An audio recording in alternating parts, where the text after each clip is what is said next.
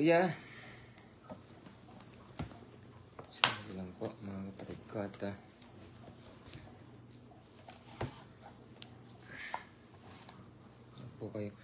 huwag po kayong magugulat kung bakit po ako nagla-live po sa ganitong mga oras. Ngayon ko po nga tulog po kayo yan po sa Pilipinas at ayaw ko naman po kayong maistorbo, mga mahal ko pong mga kapatid. Ang target ko po ay kayo pong mga nasa bansang Maharlikang Pilipinas. Yan, bansang Maharlika. Dali lang po ha.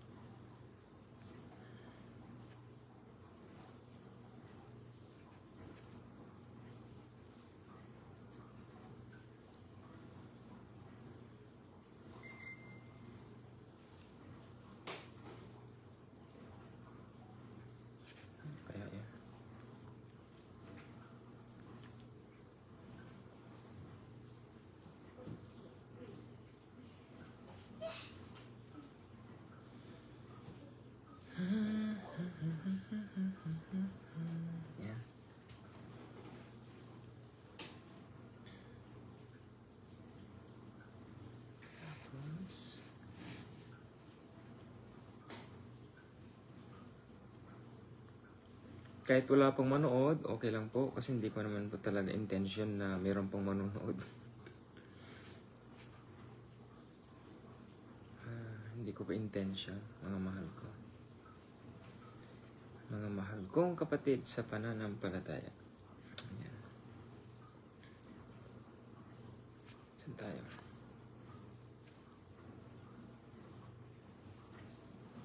Hindi ko masave.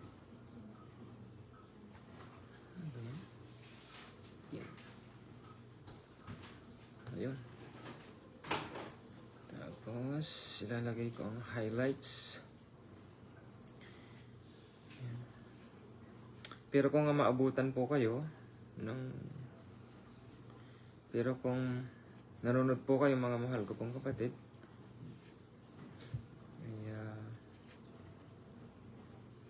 i-share po ninyo ito mga kapatid ko.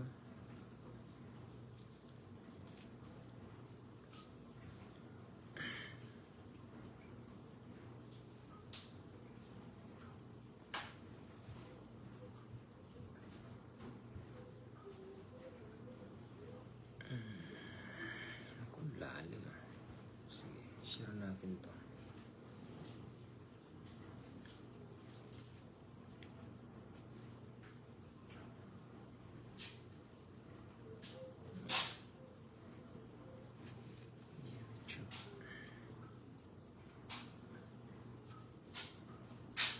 Ciao.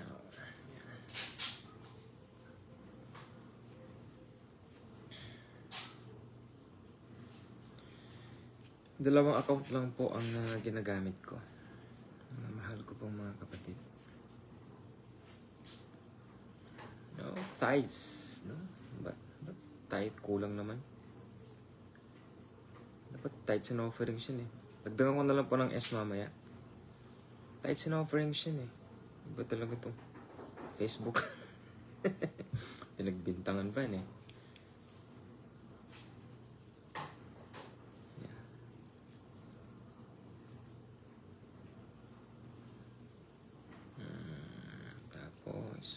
Nawala. Ano ba yan? Biglang nawala. So,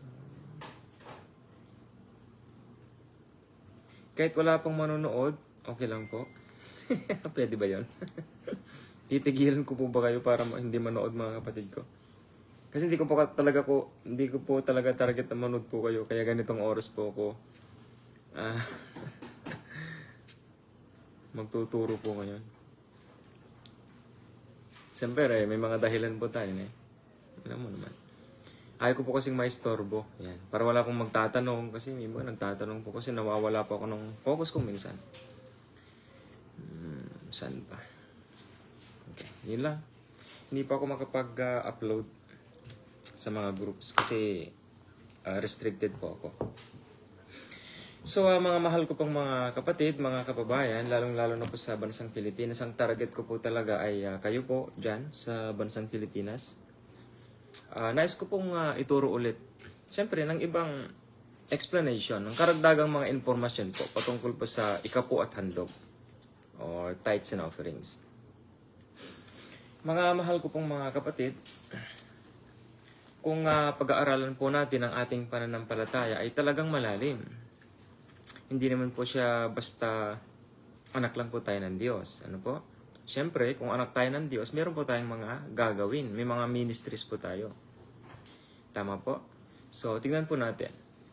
So, tayo po ay nakakilala sa ating Panginoong Jesucristo bilang ating Panginoon, sarili nating tagapagligtas. Ngayon, kung nakabase po tayo sa mga turo ng Apostol Pablo about sa pagbibigay, ayan, ginagamit nilang salitang pagbibigay, which is tama naman po. Kasi, pag sinabi pong pagbibigay ay giving. Yan. Siyempre giving sa English. Ano?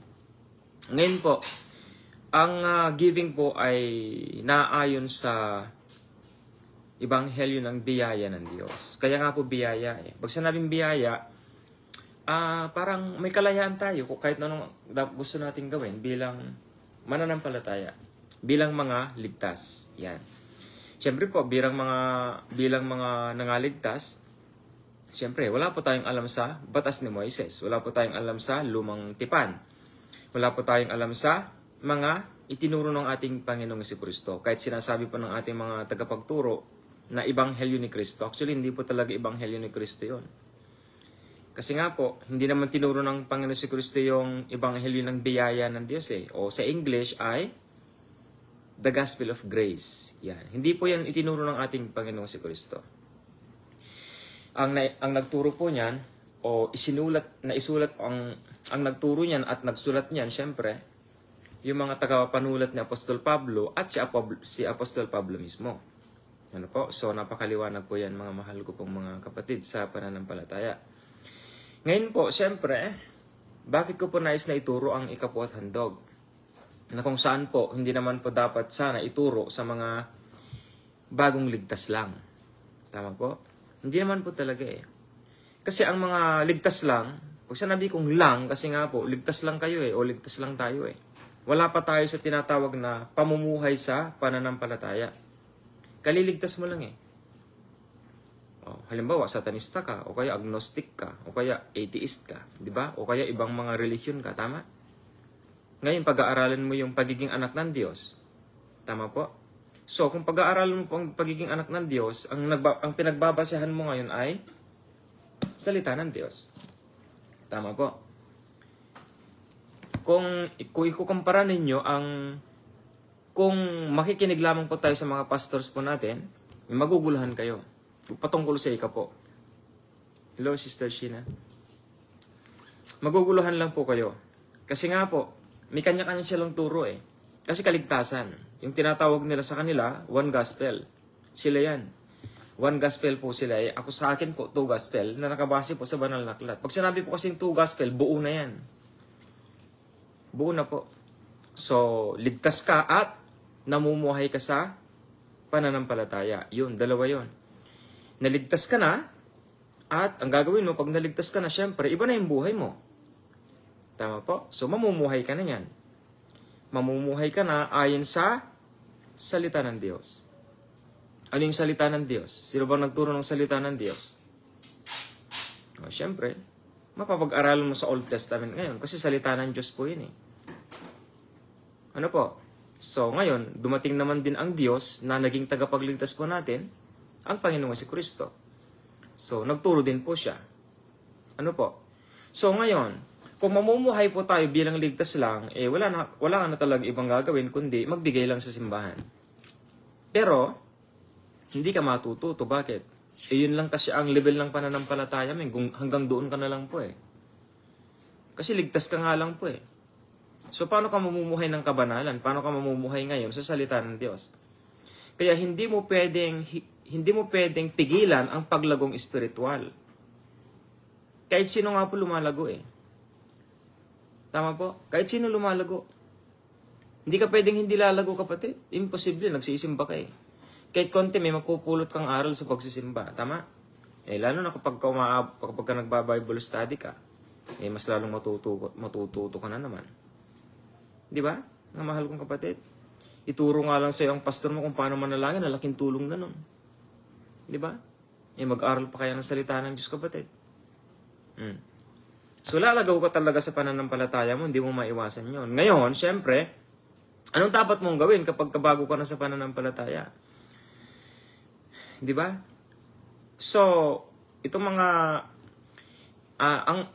kaya po ako magtuturo ngayon, kapatid ko, ng tithes and offerings para matulungan ko po yung mga matitinong pastor. Mga matitinong pastor po, hindi po lahat. Mga kapatid ko, hindi lahat ng mga pastor itatanggap ng mga turong ganito, tithes and offerings. Hindi po. Kasi yung iba kasi mga pastor, mahal kong kapatid, maniwala man po kayo hindi. Yung iba, hindi talaga tinawag. Hindi talaga sila tinawag na magpastor. Hindi lahat. Yung mga nakikita po natin yan sa simbahan, hindi yan, kapatid ko. Mayroon nga pong kilala pastor sa ibang bansa puti. Pero anointed yun, kapatid ko. Pero hindi siya nag-aral sa seminary. Nakalimutan ko ng pangalan po Ngayon po, itong taong ito, sabihin ko kung tao muna, hindi mo na pastor kasi hindi talaga yun ang ministry niya So, naglingkod siya bilang pastor, mahal kong kapatid. Nakapagsulat siya ng may mga aklat din po siyang naisulat. Ngayon, umabot ng 26 years yung kanyang ministry bilang pastor. Pastor na siya, 26 years. Nakapagtayo na siya ng mga simbahan. Pioneering siya ng mga simbahan, kapatid ko. Tapos, minsan sa isang araw, after 26 years ng kanyang ministry, kinausap siya ng Diyos mismo, Panginoong Jesucristo. Kinausap siya. Tapos sinabi ng Panginoon Jesus sa kanya, ngayon, sabi niya ganyan, this is the start of your ministry. Sa Tagalog, ito na ang unang simula ng iyong ministeryo. Sinabi po ng Panginoong Jesucristo sa kanya. Siyempre, nagulat tong pastor. Nagulat siya. Sabi niya, Lord, sabi niya ganyan, 26 akong nagpastor, kanya. 26 po akong nag-pioneer ng mga simbahan dyan, nagtayo ng maraming simbahan. Hanggang ngayon, pastor pa ako, sabi niya ganyan. Alam mo po ang sagot pa ng Panginoong Jesucristo? Bakit? Sabi niya ganyan. Sino bang tumawag sa'yo magpastor ka? Sino bang tumawag sa'yo na magtayo ng mga simbahan? Nagulat po siya. Nandun sa testimony po niya sa isang aklat na ginawa niya. Nakalimutan ko na po nung pastor na to pero patay na po siya. Yun, thank you Lord, si Kenneth Hagin. Yan, siya po si Kenneth Hagin. Siya po yun. Yan, praise the Lord. Sa tagal-tagal ko pong nababanggit palagi yun, nakakalimutan ko po. Yun po, si Kenneth Hagin. Kilala po niyo siya? Siya po yun, tinutukoy ko. Anointed po yun, naglilay hands po siya. Yan, nagpapagaling din po ng mga may sakit. Yan. Siya po yun. So, tinawag po siya. Ngayon, nung nagsimula na po siyang tinawag ng Diyos, yun na. Hindi na po siya pastor noon. Talagang, yung pangkuan siya pangkalahatan. Alam niyo mo katulad kay Pastor Benhin? Ganun pa yung ministry niya. Yun. Wala ka naman simbahan doon, di ba? So, pumupunta ka sa isang lugar, tapos, dumarating na lang yun po yung mga kapatid sa pananampalataya, libo-libong mananampalataya, yun ang ministry niya. Kaya maniwala mo po kayo o hindi, wag po kayong magalit sa akin mga mahal kong kapatid.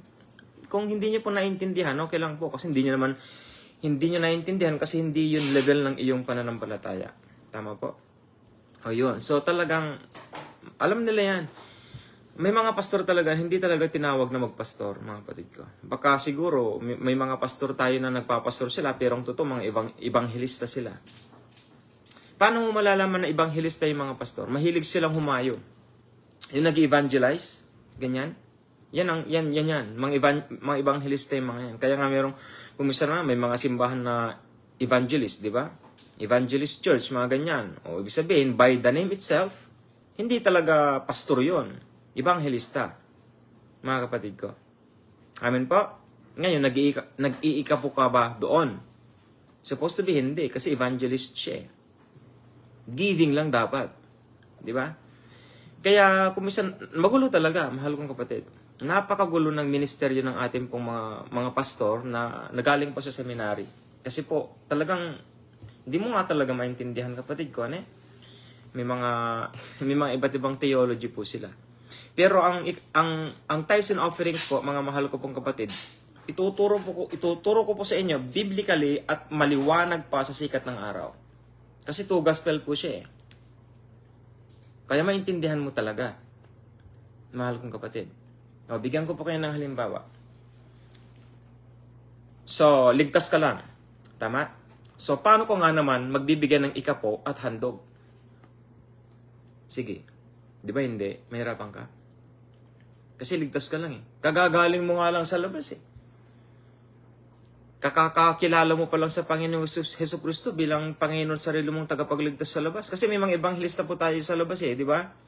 Punta po kayo sa YouTube tsaka sa Facebook. May mga nakikita tayong mga vloggers na mga ebanghilista na pinopost nila, di ba? Kumakausap sila sa iba't ibang relihiyon. Mas nagtatanong sila. Gaya nga po nung sabi ko, yung pinakamahirap na tanong, patunayan mo nga sa akin kung paano nagkaroon ng Diyos, how God exists na tinatawag. So, mahirap na tanong yon. Di ba po? Pero nasasagot yun ng mga ebanghilista na talagang tinawag. So, ngayon, siyempre, tinawag ka na maghahanap ng simbahan yan, kapatid ko. Oo, siyempre. O ang tanong, napadpad sa'yo halimbawa, yung kapatid na yon, bagong mananampalataya yan, siyempre, i-welcome mo, di ba? O ngayon, magtuturo ka ng tithes and offerings, tapos, malalaman itong kapatid. Di ba, may mga testimony nga, ano ba itong mga binibigay nila? Sabi nga nila sayang naman. Sayang naman yung binibigay nila. Binigay na lang sana sa akin. Yung ibang mga bagong mananampalataya, ganun ang iniisip yan eh. Di ba? Kayo na nga lang na napakadagal na sa ministry o sa simbahan. Nag-iisip pa rin kayo hanggang ngayon. Di ba? Sayang. Pinapayaman yung pastor nyo. Di ba? May mga ganung mga isipan. Di ba? So, paano aayusin ng pastor niyan, kapatid ko? Yung mga ganung kaisipan. Yung tagal-tagal na rin yung mananampalataya. Mas lalo na itong baguhan lang. Tama po? Talagang magugulat siya. Kaya giving lang. Yan, giving lang sa grasya. Mahal kong kapatid. Grasya, yan, giving. Kung ano yung gusto mong ibigay mo. Kahit binting pa yan. Kung meron kang juice, sige, ibigay mo. Wala kang magagawa, giving nga lang eh. Malalim ang ibig sabihin ng giving, pero punta lang tayo sa pinakamababaw. Di ba? Those who sow sparingly shall reap sparingly. Ibig sabihin, kung ano yung itanim mo, anihin mo. Di ba? Kung nagtanim ka ng 10, hindi ani ka ng 10. Bakit? Hindi ka naman nagtatithes and offerings pa eh. Kaya walang kwenta kung tutusin ng giving mo. Bakit? Kaya nga, wala pa nga sa maintenance ang giving mo, kapatid ko eh. Wala pa sa maintenance yun. Anong maintenance, Brother James? Siyempre, kung wala sa tithing, yung binigay mo, giving nga lang. Spiritually, ninanakawan mo ang Diyos. Kahit na hindi mo alam yon o alam mo. Automatic yun. Automatic yun, mahal kong kapatid. Kasi anak ka na ng Diyos eh.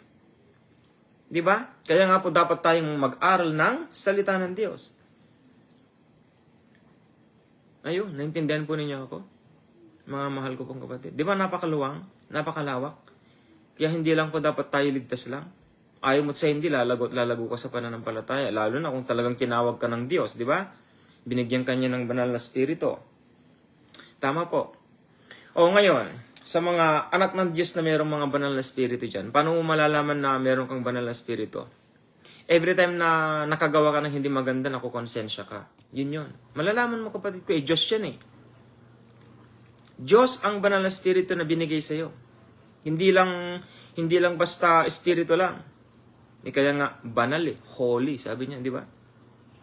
Holy, banal.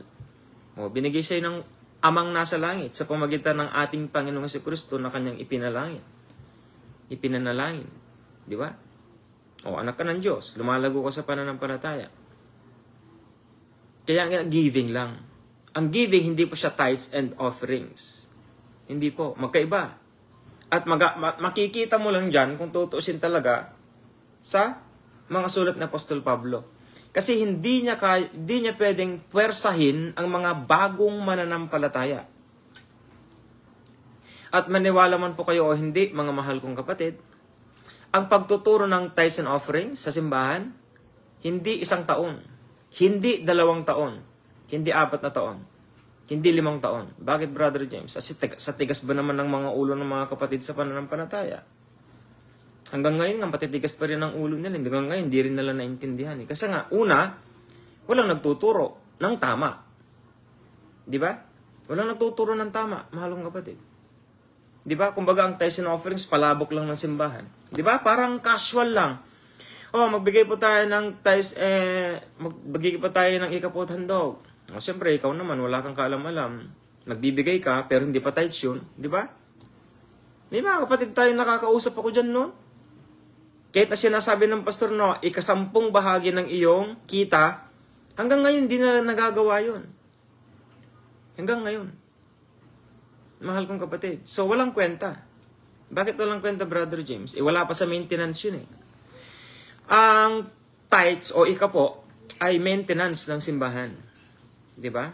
Huwag muna tayo dyan. Punta muna tayo sa giving o sa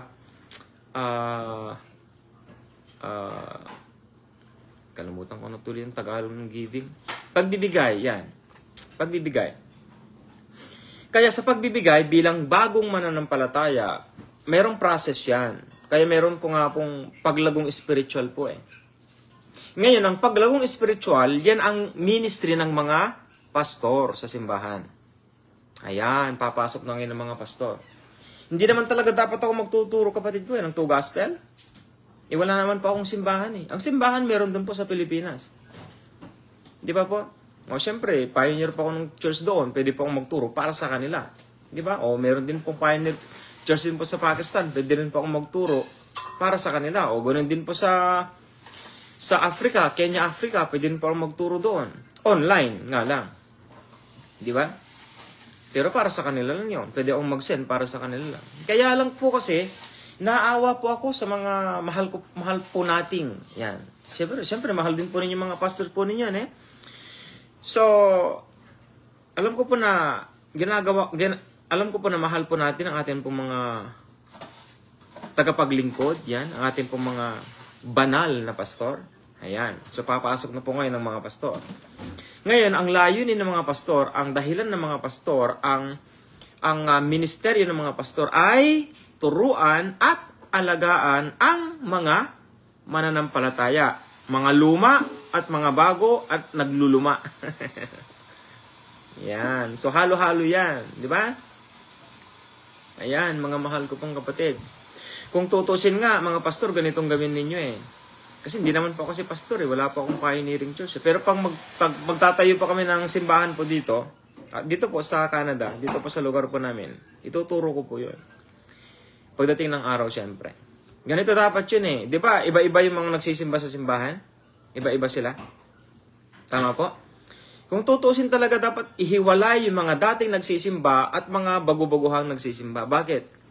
Kasi itong mga dating nagsisimba na, iba na dapat ang tinuturo dyan. Discipleship na dapat.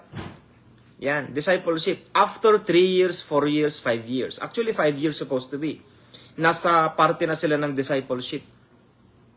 Dapat dinidisciple na yan. Yung mga matagal na po nagsisimba. Ganyan. Siyempre, kung 10 years ka na, iba na dapat ang level mo ng pananampalataya mo. Kaya lang, siyempre, magpupo kayong magagalit. Maraming bonjing dyan kasi nga, hindi ninyo alam ang ibanghelyo ng patungkol sa kaharian ng Diyos. Kaya mga bonjing po ang halos karamihan dyan. Di ba? Wala naman nagtuturo ng Kingdom of God po eh. Kaya nandito po ako, mga mahal ko pong mga kababayan, mga kapatid, para tulungan po ang ating pong mga pastor. Hindi po mga ebanghelista. Mga pastor po, ang akin pong target po ngayon. Pero ang target ko po, of course, kayong mga mananampalataya para sa ating mga pastor. Yan. So, ngayon, ipapasok ko na pong mga pastor ngayon. So, kayo ngayon, mga Christians, mga anak ng Diyos, heto na, ang ating ministeryo. Kung meron po silang ministeryo, meron din po tayong ministeryo. Ayun. Diba? May iwasan mo ba, kapatid ko, na hindi ka magkaroon ng ministeryo? Hindi. Magkakaroon ka ng ministeryo. Mahal kong kapatid. Diba? O ngayon, ipasok natin ngayon ng mga pastor. O mag-imagine kayo, mga pastor. Pastor! O yan.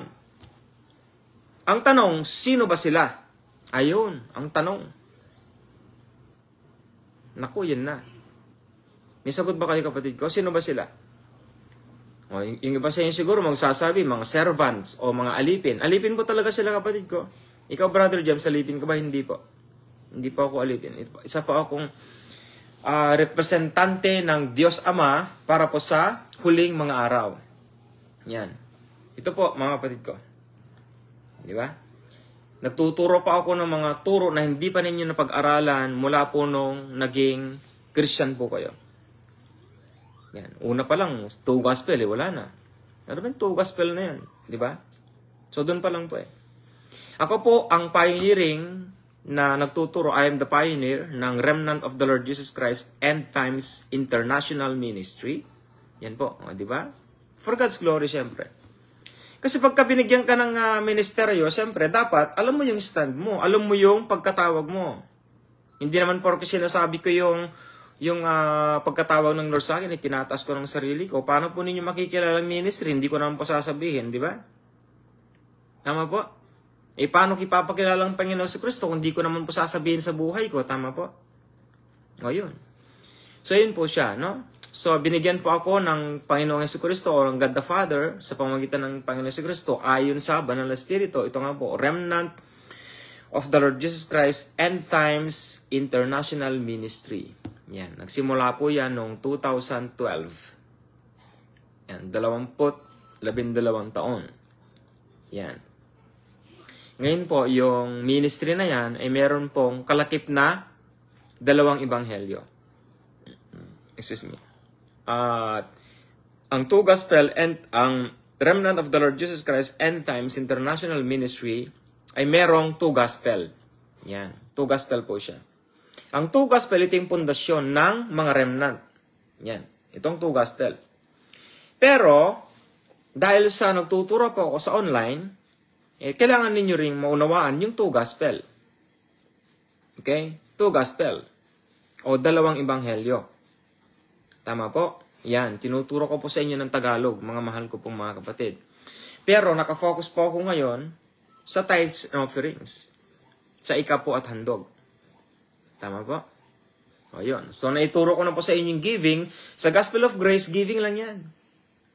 Giving. Walang pundasyon. Anong pundasyon mga kapatid ko? Wala. Basta magsimba ka lang, lumabas ka, magsimba ka, lumabas ka. Siyempre, bago-baguhan ka nga lang mananampalataya eh. Lalago ka ba kaagad? Katulad ka ba ni Apostol Pablo? Siya sa Apostol Pablo po, kasi iba siya. Huwag mong ikumparang sarili mo. Kasi po si Pablo, kanyan, iskriba. Actually, hindi pala sa iskriba. Pariseo po siya. Pharisee. Anak po siya ng Pariseo. Anak siya ng Pariseo at pari siya. Priest. Priest ka ba? Alam mo ba ang Old Testament? Hindi po. O yun. Kaya hindi mo pwede ikumpalang sarili mo. Kaya si Pablo, nung nakilala niya ang Panginoon si Kristo, na siya ang Mesaya, na siya ang Kristo, yun. Nagbago kaagad ang buhay niya, automatic. Alam na niya kaagad, i-apply kung ano man yung mga natutunan niya sa Old Testament. Ikaw, may alam ka ba? Wala. Anong alam mo? Sige nga, nung nakilala mong Panginoon si Kristo bilang Panginoon sarili mong tagapagligtas, ang tanong ko sa iyo, anong una mong gagawin? Iba ka nga yung iba, hindi pa nila alam kung anong una nilang gagawin eh. Di ba? Kasi nga walang follow-up eh. Anong unang gagawin? O siyempre, pinakamadali, o magsimba. O yun. Magsimba. Di ba? Pero, sa mga bagong mananampalataya yon. Ngayon, ikaw ang kinakausap ko ngayon. Ayan. Ano ang ministry mo sa simbahan? Ayun. Nagbibigay ka ba? Hanggang ganun ka na lang ba? Yung mga pastor dyan, ayun, mamaya ako tuturo yan. So, anong responsibility, anong ministry mo ngayon, kapatid ko? Nagbibigay ka lang ba sa simbahan? Kung ano yung gusto mong ibigay, ibigay mo. Ayun. O, Brother James, ganun talaga. Kasi nga, 1 gospel eh. Tama po? O, ngayon. Meron palang 2 ebanghelyo. Meron pa palang isa na nakatago. Actually, hindi siya nakatago. Hindi lang talaga tinuturo ng mga pastor natin. Ano yun, Brother James? Yung tinuro ng Panginoon si Kristo. Ito talaga yung Gospel of Christ. Ito talaga yon. Hindi yung Gospel of Grace. Hindi yon. Hindi naman si Lord Jesus Christ ang nagturo sa Gospel of Grace eh. Di ba? Kung tataning mo itong mga pastor, ano po ba yung tinuro ng Panginoon ni Apostol Pablo? Gospel of Christ. Ano ba naman yun? Kaya ang gulo-gulo eh. Kaya makinig po tayong mabuti sa mga sinasabi ko po kapatid ko. Para may saayos po natin ang ating pong teolohiya o theology. Ano po? Yan. Kung meron pong ministry ang mga pastor, meron din po kayong ministry, syempre. Give and take. Ayun. Diba? O yan, bago-baguhan kang Kristyano. Syempre. Kaya nga dapat sana mga pastors po natin, kung tutuusin talaga, ihiwalay yung mga luma at nagluluma at mga bago. Supposed to be.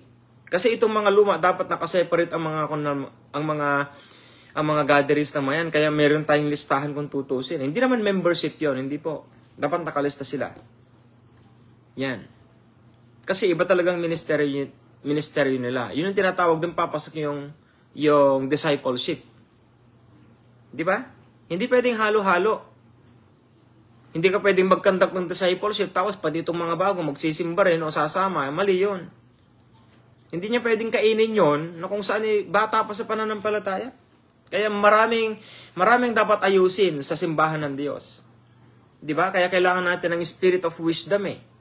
'Di ba? Kailangan natin 'yon, spirit of knowledge, wisdom and understanding, or wisdom, understanding and knowledge. Kailangan natin 'yon at ang meron dapat noon mga pastor. Yan ang ministeryo nila. Tama po? Ang tindi eh. 'Di ba? Napakatindi po. Ngayon, ipapasok natin ngayon ang mga pastor. Bakit? Kasi pumasok na po yung mga mananampalataya. O ngayon, alam ko na karamihan sa inyo, mga mahal ko pong mga kapatid, kababayan, matagal ng Kristiyano. Tama po. Siyempre naman, alam ko yan, mahal kong kapatid. Alam nga naman na may mga bago-bago dyan, imposible yun. O ngayon, kayo po, yan. Ipapasok natin ngayon ng mga pastor. Ang tanong, ulit, kanina, sino ang mga pastor? Ayun. Yung tanong na yon, mga mahal kong kapatid, dapat ninyong alam yon. Pupunta ka sa simbahan, syempre, bago-baguhan ka, o kaya, ikaw na matagal na sa pananampalataya, sino ang pastor mo? Sino ang pastor mo? O, syempre. Sino ang pastor mo? O, syempre, babanggitin mo yung pangalan niya. Ano ang mga ministry ng pastor mo? Di ba? Anong mga ministry ng pastor mo? O ito, tuturo ko sa iyo, mahal kong kapatid. Ituturo ko yung mga ministeryo ng mga pastor base sa mga nakikita ko at alam ko. Okay, anong ginagawa ng pastor? Siyempre, nagpapastor siya sa simbahan, nagtuturo siya. Sabihin na natin 30 minutes, o yan. Nagtuturo siya. Actually, hindi pa dapat sila nagsesermon eh. Iba yung pagsesermon, mga pastor. Iba po yan. Ginagamit lang po pagsisermon sa mga matatanda na. Halimbawa, 5 years pataas, yan. Pwede kang magsermon. Pwede mong pagsabihan yung mga yan. Kasi nga, yung mga yan, alam na nila eh. May mga ministeryo na yung mga yan. Yung mga naguhugas ng pinggan. Kapag ka merong mga gathering sa simbahan, halimbawa, kasalan, di ba? Sila yung naguhugas ng pinggan, nagnanakaw ng mga pagkain, di ba? Ito yun. Yung ibang kapatid, gano'n. Nagnanakaw sila ng mga pagkain. Kasi nga walang disiplina. Kasi nga hindi sila naturuan. Ayun. Di ba? Nagnanakaw sila? Di ba mga kapatid? Sige, wag natin pasukin yun. Pasukin natin yung talagang standard. Di ba? Siyempre, halimbawa may kasal. Ikaw may mga tagapaghugas dyan. Siyempre, may mga bisita ka eh. Di ba? Magbibisita ka, mag-aayos ng mga upuan, mag-aayos ng simbahan mismo, magdedekorasyon. Tapos kung sino yung mga asherets, at saka ushers, so nandyan yung mga yan, mga musicians, mga ganyan. Mga sumusuporta sa mga pastor, kung ano yung dapat yung mga sinasabi. May mga tauhan yan si pastor eh. May mga pinili yan, mga elders, syempre karamihan, mga elders. So kapatid, ikaw ang manguna sa ganito, ikaw ang manguna sa mga ganon, ikaw ang manguna sa ganyan, tama? Yan. Ano pa? Ayun, pag may problema ka sa bahay nyo, pwede kayong puntahan ng pastor nyo, mananalangin sa inyo. Pwede rin siya mag-conduct ng mga Bible studies. Ayan. Di ba? Ano pa, mahal kong kapatid, kuminsan din, pumupunta rin yan sa mga schools. Yan. Nagbabahagi rin po siya ng mga salita ng Diyos. Pwede yung Brother James. O syempre, pwede rin naman. Minsan sa isang linggo. Ganyan. O kaya dalawang meses sa isang linggo. Sabi ko, Brother James, hindi sila nag-evangelize. Bakit? Porque ba pumunta sila sa school, nag-evangelize na sila? O yan. Yan ang problema sa inyo. Iba yung pag-iisip ninyo. Ay, naku, mahal kong kapatid ako. Pag pumunta sa school, kapatid, ilang porsyento dyan ng mga Kristiyano? Sige nga, kausapin kita. O yan. Ilang porsyento ang mga hindi Kristiyano?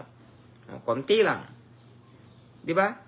Tignan mo ang Panginoon Hesus Kristo, nagtuturo siya sa mga Hudyo, tama? Mapipigilan mo ba yung mga hentil na makinig? O, nakikinig yung mga yan, pero target ba ng Panginoon Hesus Kristo nung nagtuturo siya ng patungkol sa ebanghelyo ng patungkol sa paghahari ng Diyos? Hindi.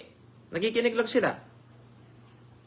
Sabi nga doon sa babae, Panginoon, sabi niya ganyan, pwede yung bang pagalingin ng aking anak? Anong sinabi ng Panginoon Hesus? Bakit? Pwede ko bang ibagay ang mga pagkain para sa mga Hudyo? Sa iba? O sa aso? Sabi niya ganyan. Sabi naman itong babae, kahit naman kaming mga asos, kahit naman yung mga aso, sabi niya, yung mga nahuhulog na mga pagkain sa hapagkainan, sabi niya, kahit mga buto-buto lang yan, kinakain nila. Tira-tira. Di ba? Kasi nga, hindi ministeryo ng Panginoon si Kristo na magturo sa mga hentil. Kasi nga, kingdom of God holiness Di ba? Mahal ko kapatid. So, pwedeng mamasyal o pumunta ang mga pastor sa kahit saan kapatid ko. 'Di ba? Lalo na pag chaplains yan, may ministry din ng mga yan. Lalo na. 'Di ba? Pag pumunta sa mga hindi mananampalataya, ibang usapan na 'yon. 'Di ba? Ibang usapan na 'yon. Evangelism na 'yon. Hindi na niya parte 'yon. Hindi na niya kasama 'yon.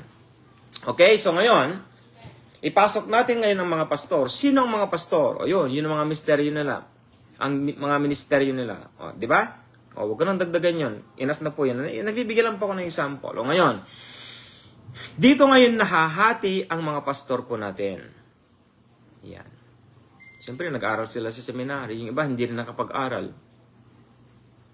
May mga pastor din pa nga hindi nakapag-aral. Okay? Sino ang mga pastor? Ito yun. May mga nakapag-aral sa seminary. Mga doctorate, bishop, o kahit anong ministeryo po nila, yan, mga nag-aral pa sa seminary, mga yan. Meron din naman pong mga kapatid sa pananampalataya na pastor na hindi nag-aral sa seminaryo. Ayan. Ngayon, itong problema sa ministeryo ng mga pastor. Yung mga lagi ko pong sinasabi. May mga pastor na ebanghelista. Ibig sabihin, hindi talaga sila pastor. Nang ebanghelista sila. Ayun. So, malalaman mo ang mga pastor na ebanghelista, yun, sa pangalan ng mga simbahan nila, ebanghelista. Ayun, yun na yun. Sila na yung mga yun. Wala nang iba. Kasi ang target nila yan for evangelism. Kaya wala kang matututunan sa simbahan, kapatid. Ang magagawa ko, Brother James, kung ang pastor ko ebanghelista, paano kung ngayon makikinig ng Kingdom of God? Wala tayong magagawa. Makinig ka na lang sa akin muna. Pansamantala. Diba? O kaya naman, sige, makinig ka lang ng makinig, kapatid ko. Malam mo, ikaw ang magpastor dyan. Diba? O kaya tawagin ka ng Diyos sa ibang simbahan at itayo mo ang Kingdom of God. Diba? Diba? Katabi mo evangelista. Tapos tatabihan mo siya. Hindi naman maganda yun. Lumayo ka ng konti para di magalit yung evangelista dyan na pastor. Evangelista na pastor. Ano ba yan? Diba? Lumayo ka ng konti. Magturo ka ng Kingdom of God. Kabanalan. Ayan. Paano paglilipat yung mga kapatid sa mga nasa evangelist church? Wala tayong magagawa. Hindi mo naman mapipigilan yon. Diba? Baka sabihin naman ng pastor, namimingwit ako. Paano mo nga sasabihin namimingwit ka? Di kausapin mo yung pastor. Pastor, itong mga nagsisimba sa'yo, nagsisimba sa simbahan, doon, na naitayo ng Panginoon Hesus Kristo sa buhay ko. Anong gagawin ko doon? Diba? Siyempre mag-uusap yung mga yan. Siyempre 2 kilometers away, diba? Malayo-layo naman dyan. Eh, kaya lang, may mga motor yan mga yan, may mga sasakyan yan mga yan. Di ba? Siyempre, kailangan ng respect. Respeto yan. Siyempre, kapag mayroong kapatid na nagsisimba sa isang lugar, pumunta sa simbahan mo, ikausapin mo yan, siyempre. Di ba? Pero pastor, tingnan mo naman ako. Kung 6 months naman yan na hindi nagsisimba, o kaya 1 taon, wag mo nang pupuntahan at pagalitan at pagsimbahin mo dun sa simbahan mo, ayaw na nga niya magsimba eh. May mga dahilan yan. Una siguro, malayo. Pangalawa, ugali mo, di ba? Di ba? O kaya may kapatid doon na nanakit sa kanya, kaya ayaw na niyang puntahan yon, di ba? May mga dahilan po yan eh. So mag-usap na lang kayo, ganyan. Mag-usap kayo mga pastor. Yan ang tinatawag na lang respeto. Hindi yung nag-aagawan. Mahirap yung nag-aawan, magagalit ang Diyos. Hindi yun ang tinawag ng Diyos eh. Nagkakalat ka na eh. Bakit ka nagkakalat? Hindi mo alam, dinadala mo, warsyak pala yan. Pag sinabing warsyak, nagtatanim ng kaguluhan. Di ba? Yung kinuha mo palang, namimingwit ka eh. Namingwit ka dun sa isang simbahan. Ngayon, ito namang simbahan, nabingwit. Eh, pangit pala ugali niyan kapatid. Walang maturity eh. Di ba? Nadamay tuloy yung simbahan mo. Bakit? Bakit nadamay? Binigyan mo ng ministry, hindi mo alam. Mas masahol pa pala sa, alam mo na. Ayaw kong magsalita ng hindi maganda. Yun, nasira tuloy yung ministry mo. Di ba? Kaya kailangan mag-usap ang mga pastor. Ganyan. Di ba? Mga mahal kong kapatid. Kaya napakagandang tignan yung mga pastor may unity. Di ba nararamdaman niyo po yung mga sinasabi ko? Ang sarap sana Ayun. Yan. So ngayon, yan pong pastor po natin. Ngayon, may mga pastor po tayo na nagtatrabaho. Yan. Kahit na ibanghelista pang pastor na yan o hindi ibanghelista, pare-parehas lang yan. Kasi nga one gospel po Naitanim sila sa one gospel teachings na natutunan nila doon sa seminary. Kaya, yan. So, tignan nyo ngayon yung resulta. So, may mga pastors pa na nagtatrabaho. May mga nagtatrabaho.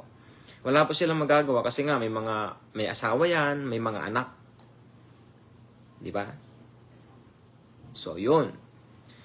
So, ito pang pastor po natin. Ngayon, sa Gospel of Grace, may mga evangelists. Ipasok na natin yung mga pastor na evangelista dyan. Yung parte na sila doon. Ngayon, paano ang ministeryo ng mga to? Siyempre, hindi sila magtuturo ng tithes and offerings. Kasi nga, sa evangelism, walang tithes and offerings. Kaya kawawa sila. Pero, yung iba nagtatrabaho full-time. Yung iba, guro. Yan, yung iba nagtatrabaho sa gobyerno. Yan, di ba? O yan yung mga yan. Yung iba naman, may mga businesses. Yan, mga evangelista yung mga yan. Pero focus nila for evangelism. Kaysa sila mapunta, nag-evangelize yung mga yan. Okay, dumako po tayo ngayon sa mga Kingdom of God talaga. Yung mga matitino na Kingdom of God preachers. Yan. Gaya ng sinabi ko sa inong nakaraan, paano mo malalaman na Kingdom of God preachers ang mga yan? Mahirap talaga yun, kapatid ko. Kung ikaw lang sana yung malapit dun sa lugar namin, sa San Jose dun. Sa Tarlac. Yung may 2 gospel ministry po doon, pwede kayong pumunta doon sana. Di ba? Talaga nagtuturo ng kabanalan doon kasi yun po yung tinuturo ko po. Yan ang nature po kasi ng remnant. Holiness. Remnant po. Hindi po siya 2 gospel lang, kapatid ko. Remnant. Ayun, holiness, mga kapatid ko. Handang mamatay. Mga kapatid ko. Anytime yan, handang mamatay ang mga yan. Bakit? Built-in ng mga kapatid na yan. Built-in. Di ba? Meron nga akong nakilalang pastor o chaplain doon sa Manila Yung pinuntahan ko pong graduation, sabi niya sa akin, pero binulong lang niya sa akin, hindi rin ako bakunado. Brother James, sabi niya. Nagulat ako.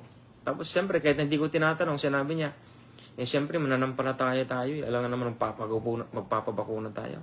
Kahit ikamatay natin wala tayong problema. Kasi anak tayo ng Diyos, pananampalataya natin panindigan natin yun, sabi niya. Diba?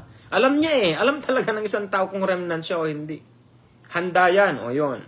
Kaya merong 2 gospel, yan. Ngayon, siyempre, 2 gospel po yan, para po sa pangkalahatang mga anak ng Diyos. Ayan, pangkalahatan po yan. Diba? Yun po. So ngayon, ito yon. Ang gospel of the kingdom of God ay dapat ituro ng mga pastor na matitino. Yun. May mga pastor po tayo dyan, kapatid ko. Mga anointed yung mga yan. May mga anointed. May mga anointing. Yan. May mga anointing yung mga yan. Malalaman at malalaman mo, kapatid. Paano mo malalaman na anointed ang pastor mo? Makita mo pa nga lang yung pastor mo, nabibless ka na eh. Di ba? Nasubukan nyo na bang tingnan ng pastor ninyo? Na na-bless kayo? Di ba? No, yung iba, nakakaramdam sila ng kaligayahan. Kaligayahan na kung saan ay napakapalad ko. Meron akong pastor na ganito. O, yan. So, ngayon, ito yung mga ministeryo ng mga matitinong pastor. Dapat talaga ituro dapat nila ang tithes and offerings. Bakit po? Kasi nga po, sila'y mga pastor ng Diyos na buhay. Saan? Sa simbahan. So, ngayon, punta tayo sa pastor. Ayan. Siyempre, may mga pastor na, yun, ang target na po natin ngayon, ha? Ang target na po natin ngayon, yung mga matitinong pastor. Yun ang concern ko ngayon, yung ikapot handog. Ngayon, may mga pastor na nagtatrabaho din. Pero part-time lang yung mga yun. May iba, full-time naman kahit papano, pero kung natuto na ang mga anak ng Diyos na magbigay ng ikapot handog, magkukit na yung mga yan. Mag-focus na sila sa inyo. Kasi lalago at lalago ang simbahan na yun, kapatid ko. Lumalago ang simbahan kapag merong budget ang simbahan. Kasi magkasama po yan eh. Magkasama yan. Pero siyempre, anointing muna. The power of the Holy Spirit muna. Yun. Kapag kumilos ang banal na spirito sa bawat ginagawa ng isang pastor, siyempre, susunod na yan yung paglago ng simbahan din. Hindi lamang po sa spirit, hindi lang sa spiritual, isa-isa, kundi, papasok na rin yung tinatawag nilang financial ministry ng simbahan. Ayun. Okay, mga mahal kong kapatid. Ito na, Kingdom of God na po tayo. O, ngayon, isipin natin. Kung giving lang ang gagamitin mo, sa ministeryo ng Panginoon Jesucristo, kawawa ang mga pastor mo. Bakit? May asawa yan. Pangalawa, may mga anak din yan. Ito pang problema. Di ba, kung minsan yung mga pastor natin may mga karamdaman, saan sila kukuha ng pera? Itong problema, mga anak nila nag-aaral. Kanino ministry ang mga anak? Ang pastor, totoo yun. Ngayon, pastor nga naman ang may ministry sa pamilya nila. Ang tanong, saan siya kukuha ng budget? Yun ang tanong. Saan siya kukuha? Yan. Makinig po kayo sa akin, mga mahal ko pong kapatid. Yan po ang ministeryo ninyo. Yan ang sinasabi ng Apostol Pablo na kung saan i-connect ko siya sa Kingdom of God. Makinig po kayo sa akin mabuti. Anong sinabi ng Apostol Pablo? Hindi ko na po kailangan magbukas ng banal na aklat, kapatid ko, kasi matagal na kayo di ba? Matagal na narinig ang tithes and offerings. Matagal na, kaya hindi na po, basta, pero hindi din banal na aklat. Ayan, nakahanda po siya. Hindi po yung nakabukas, nakasara. Anong sinabi ni Apostol Pablo? Di ba? Ulitin ko ulit. Nagturo pa ako ng ikapot handog. Sabi niya ganito, Bakit? Sabi niya ganyan. Wala ba akong karapatan? Nagatasan ang aking mga tupa? Ayun. Pag sinabing gatasan, ganito. Hanggat may gatas ka, gagatasan ka. Yun. Di ba? Isipin mo po yung kapatid. Sige, giving tayo. Giving muna tayo. Di ba? Wala ba akong karapatan na gatasan ang aking mga tupa? Gusto niyo basahan ko pa po kayo ng Tagalog? Baka ibang interpretation nun eh. English, ayaw ko naman pong banggitin kasi alam niyo po yun eh. Mga pastor, ituro na lang po ninyo yun. Kung saan banda, ituro po ninyo sa simbahan, mga mahal ko pong kapatid. Pero Gospel of Grace teaching nga lang yun. Pero i-divert ninyo siya sa Kingdom of God. Ayun. Wala ba akong karapatan na gatasan ng aking mga tupa? Ang tanong, kasi tupa ka eh. Ang mga tupa, sunod-suluran lang yung mga yan. Kung saan naririnig nila yung boses ng shepherds nila, susunod yung mga yan, di ba? Di ba po? Ayun, ngayon gagatasan, anong gagawin mo? Ang tanong, pwede bang ubusin ng pastor yung gatas mo? Oo. Bakit? Sinabi ba ng Diyos na mayroong limitasyon? O, yan. Ang tanong, halimbawa, Brother James, halimbawa, 50 kami doon. 50 kami, mga matatanda. Siyempre, gagatasan kami ng pastor namin. Eh, di gagatasan niya kayo. Buhusin niyo yung gatas niya sa inyo. Ano ba yung gatas na yon? O, yun. Ibig sabihin, financially. Di ba? Kaya lang, Brother James, si Apostol Pablo, si Apostol Peter, may mga trabaho yung mga yan. Mga nagtatagpi ng tent. Kalimutan ko na naman yung tent, Lord. Sinabi ni Pastor Delphine, nakalimutan ko na naman. Nagtatagpi ng tent. Di ba? Tumingin po kayo sa akin, kapatid ko. Bakit kaya sila nagtatrabaho? Hindi niyo masasagot yun. Kasi apostol po sila. Tama, apostol sila. Ngayon, ang tanong ko sa inyo, meron ba silang simbahan? O, yun ang tanong. Wala. Yung pastor mo, meron ba silang simbahan? Meron po. O, yun. Alam ka naman, magtatagpi pa naman, maghahanap pa naman ng trabaho ang pastor mo. Para pakainin niyo yung asawa at mga anak niya. Yung ministeryo niya nga niya, pastor eh. Di ba? Ang ministeryo niya, pastor. Sino nga alagaan niya? Siyempre, una, pamilya niya at mga anak niya. Pangalawa, kayo. Kailan nagkulang ang pastor mo, kapatid ko? Hindi mo ba alam na kapag ka naayos ang problema ninyo bilang mag-asawa, pag pumunta ang pastor mo sa bahay niyo at naayos ang problema na yon, aba, hindi mo mababayaran ng pera yan, kapatid ko. Hindi mo rin mababayaran ng lakas ang ginawa niyang spiritual counseling sa inyo. Ay, hindi. Kapatid ko, tumingin ka sa akin. Assuming hindi pumunta ang pastor mo, yun na pala yung dahilan para maghiwalay kayo. Sige nga. Hindi mo alam ang ginagawa ng Diyos, kapatid ko, pero nagmimilagro ang Diyos sa buhay ninyo. O wala kang kaalam-alam din. Halimbawa, itong anak mo may ginawang kalokohan, itong pastor mo nakita niya. O, itong pastor mo. O, ngayon, hindi mo alam, nagsasyabu o nagmamariwano o anong ginagawa ng anak mo. O, bago-bago pa lang niya halimbawa, di ba? O kaya naglalasin, nakita ng pastor mo. Kinausap niya ngayon yan. Anak ko, sabi niya, kausapin nga kita saglit. Bakit mo naman nagawa yan? Siyempre, tatago niya yan. Mag-uusap sila masinsinan. Di ba? May mga pagkakataon na ganyan. Di ba po ba, mga pastor? Alam ko may mga pagkakataon na ganyan. O nakita niyo yung anak mo naglalasing, o kaya naglalasing, o kaya nagdadrugs, mga ganyan, di ba? O kaya gagawa ng hindi maganda. Nakita ng pastor mo. O kakausapin niya yan. Assuming, kapatid ko, nakausap ng pastor. Assuming, nakausap ng pastor yung anak mo. Ngayon, nakita mo yung pagbabago sa anak mo. Hindi mo mababayaran yun ng pera, mahal kong kapatid. Hindi mo mababayaran yun. Ay, naiyak tuloy ako. Hindi mo mababayaran yun. Palalain natin ng konti. O, paano pag ganito yung anak mo? Yung araw na yun pala, kapatid ko, hinihintay lang niya yung isang oras, magbibigti pala. O kaya, papatayin niya pala sarili niya, hindi mo alam. O, yan. O, syempre, sasabihin mo, hindi ko naman alam yun. Hindi naman kasi lahat ng pastor, kapatid ko, sinasabi rin sa mga magulang eh. Di ba? Di ba po, mga pastor? Kapag ka nagka-counsel po tayo, may mga counseling tayo na sinasabihan natin ng mga anak natin na hindi natin sinasabihan ng mga magulang.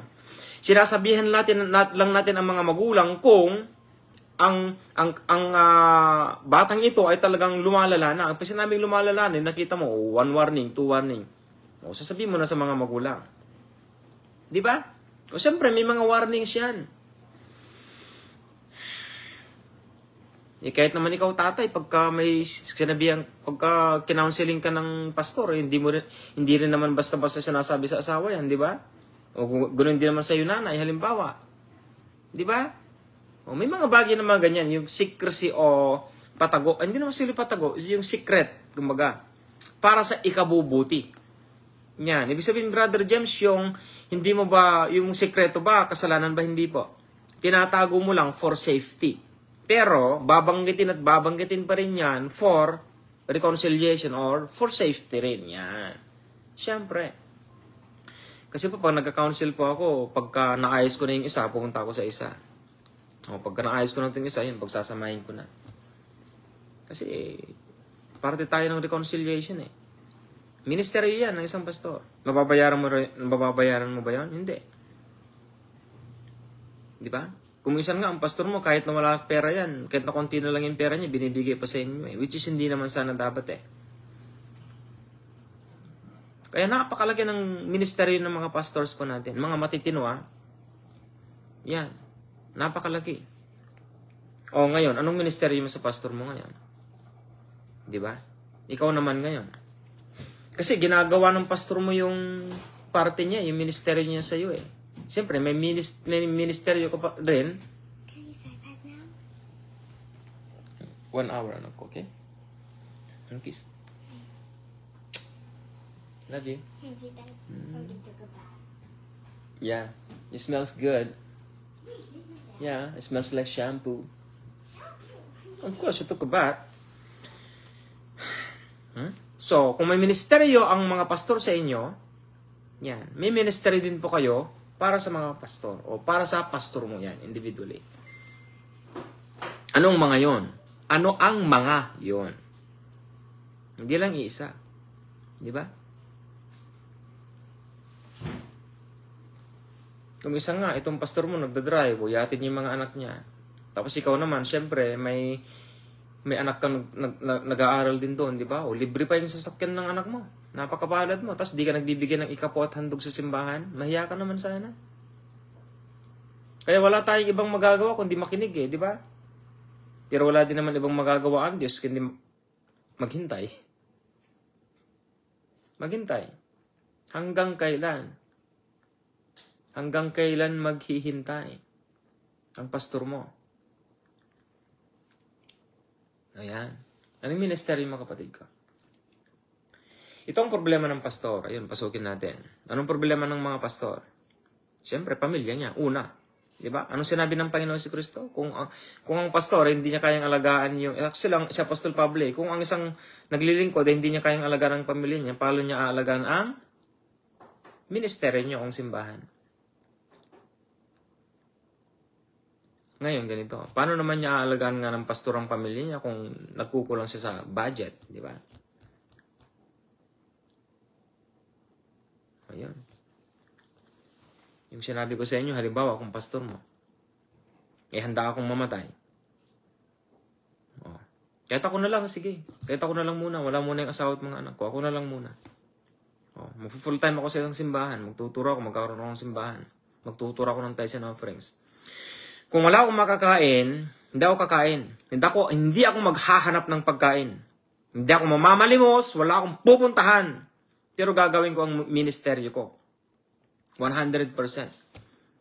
Yan. Kung hindi ka magbigay ng ikapo at handog, hindi ako kakain. At huwag kang magbibigay.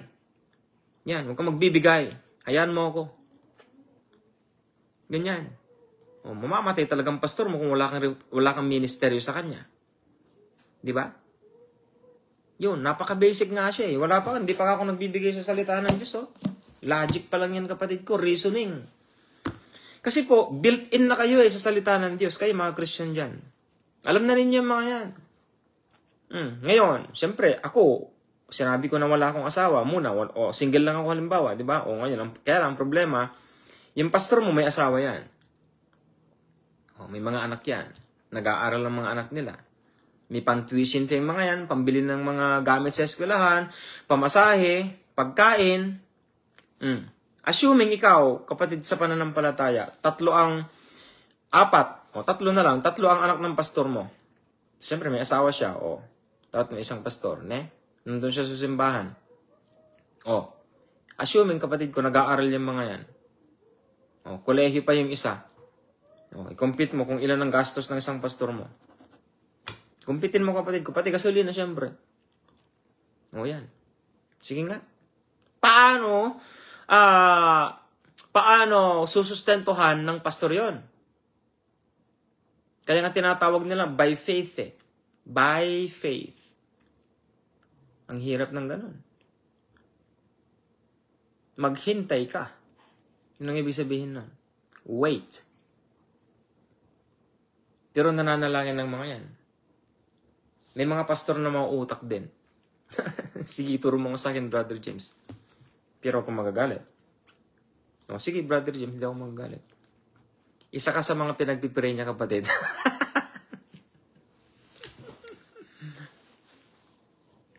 Isa ka sa mga pinagpipray niya. Kasi po, may mga tinawag talaga ang Diyos, bawat simbahan, na talagang susuporta. Kaya lang yung iba nga, di ba? Yung mga pastor na namimingwit. Ang habol nila, ganyan. Magagalit ang Diyos sa mga yun. Mga mahal kong kapatid, magagalit ang Diyos. Hindi tayo pataasan. Hindi. Hindi po yan. Hindi tayo pataasan ng pride, parang ganun. Pride yun, at saka gagamitin yung salitang foolishness o kahibangan, parang ganun. Yan. Hindi naman kaululan, hindi naman yun. Kahibangan lang. Yung para bang hindi mo alam yung ginagawa mo. Foolishness. Yan. Di mga pastor pa lang ganun. Opo, mga kapatid ko, tinan nyo. Di ba? Ang gulo. Kaya ang sentro ko mga matitilong pastor.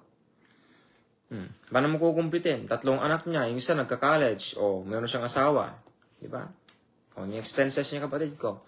Kung isa nga pupunta sa bahay niyo, 1 kilometro di ba? Gasolina yun. Oh, alam nga naman lalakarin pa ng pastor mo, meron naman siyang motor, di ba? Di ba? O, tapos hatid sundo ka pa, kung minsan, di ba?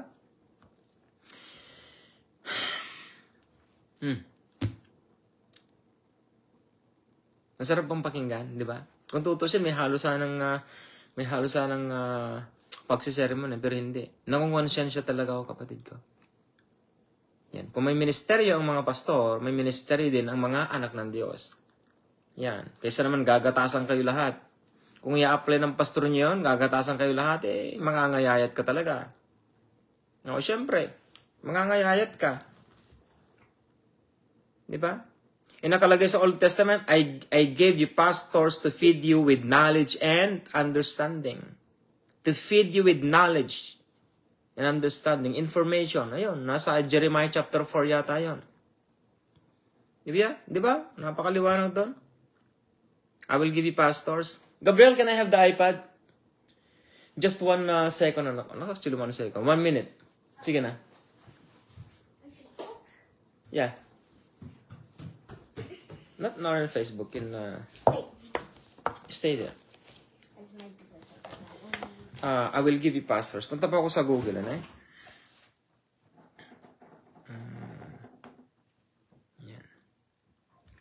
I'll go to Google, www.google.com. I will give you pastors. Yan, King James Version. Yung Jeremiah 3:15. Okay. Jeremiah 3:15. Took off the keys. Ayan, Tagalog na lang. Siguro, medyo maayos siguro itong Tagalog. Okay, Jeremiah 3:15. I will give you pastors comes from the bottom of my heart. Mine heart. Jeremiah 3:15. Ayan, nasa Bible pala yung mga pastor na yan. Oo naman, kapatid ko. Kaya mahalin po ninyo mga pastors po ninyo. Ikaw, Brother James, ayaw mo bang mahalin ka namin, kapatid ko? Basta mahalin yung mga pastors sa simbahan ninyo. Siyempre, pag meron na pa akong simbahan dito na ministeryohan, siyempre, hopefully, mahalin din ako ng mga tinuturuan ko. Di ba? Sarap. Ito po, Jeremiah 3:15. Ayan, punta po tayo doon. Tagalog. Ito po.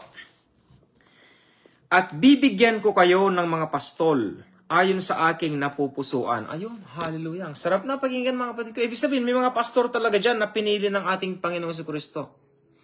Ang ministeryo nyo na yan, kapatid ko, siyempre, mula kay God the Father, pero sa pamamagitan po ng ating Panginoong Jesucristo, ayon sa banal na Espiritu. Ang sarap, di ba? Kaya kumpleto lahat kumpleto lahat. I will give you pastors that comes from the bottom of mine heart. Di ba? It's so very good to hear to those pastors who was really called in the ministry. Di ba? Ito.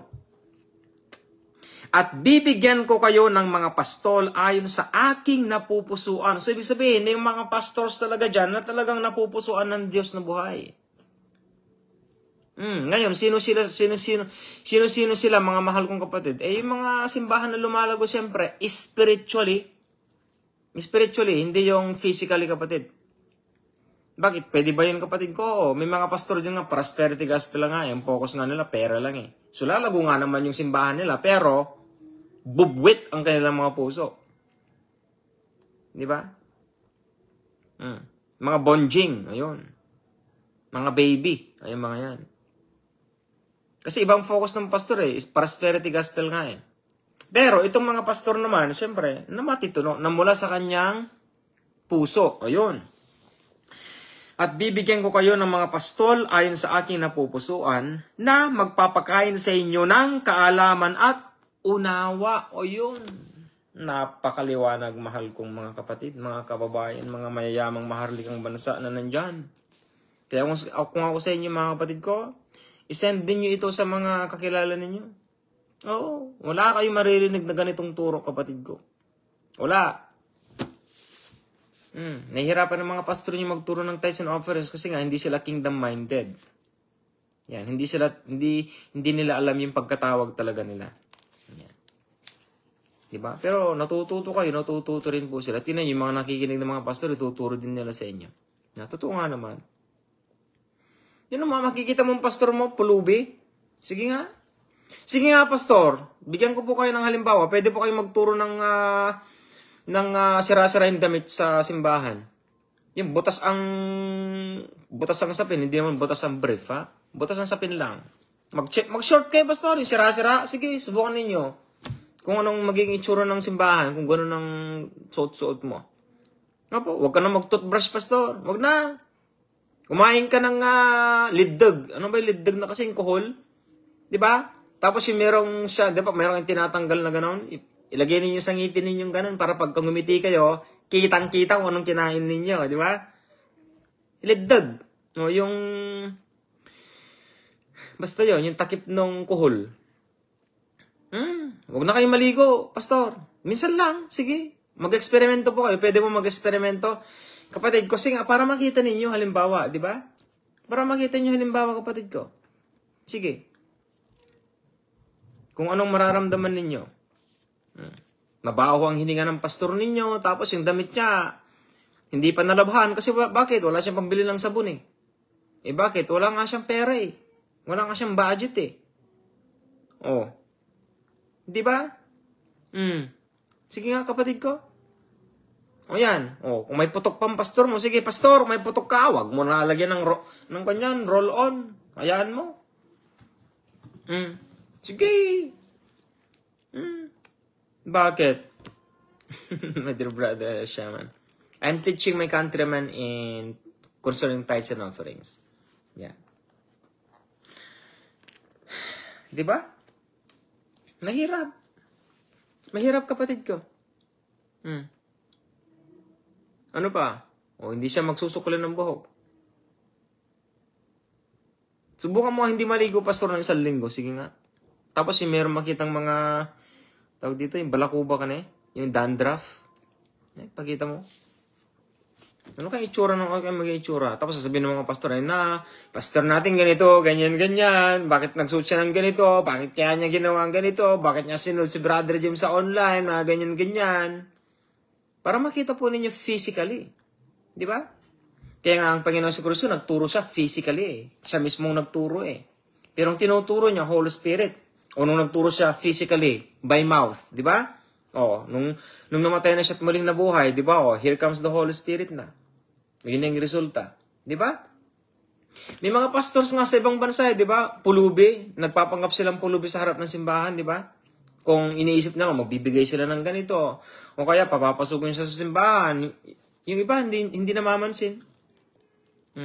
Pero yung nakita ko naman, good news. Yun, nagbibigay sila ng pagkain, siguro yung iba pera, ganyan.